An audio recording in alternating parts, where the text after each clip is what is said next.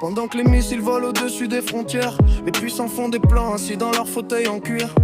Ils parlent de paix devant les caméras, c'est clair, mais derrière les rideaux, c'est toujours le même délire. Les peuples se déchirent pour des drapeaux, des intérêts. On nous dit c'est pour la sécurité, mais qui en profite vraiment? Les mères pleurent, les enfants grandissent dans le secret d'un monde dirigé par des hommes loin du quotidien des gens.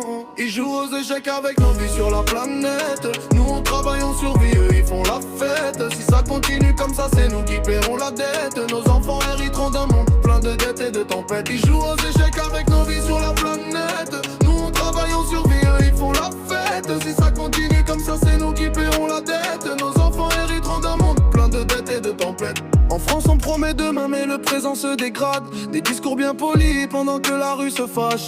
Beaucoup disent que Macron écoute plus les marchés, que les voix des gens qui galèrent à la fin du mois. Les lois passent, les colères montent dans les quartiers. Les travailleurs parlent mais personne les voit. Si les décisions d'en haut oublient ceux d'en bas, alors l'addition un jour reviendra pour nos enfants.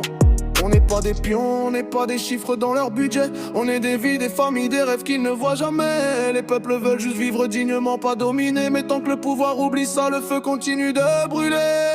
Ils jouent aux échecs avec nos vies sur la planète. Nous on travaille, on survit, eux ils font la fête. Si ça continue comme ça, c'est nous qui paierons la dette. Nos enfants hériteront d'un monde plein de dettes et de tempêtes. Ils jouent aux échecs avec nos vies sur la planète. Nous on travaille, on survit, eux ils font la fête. Si ça continue comme ça, c'est nous qui paierons la dette. Nos enfants hériteront d'un monde plein de dettes et de tempêtes. Alors on parle, on écrit, on rappe pour réveiller les consciences. Parce que le silence nourrit toujours l'arrogance.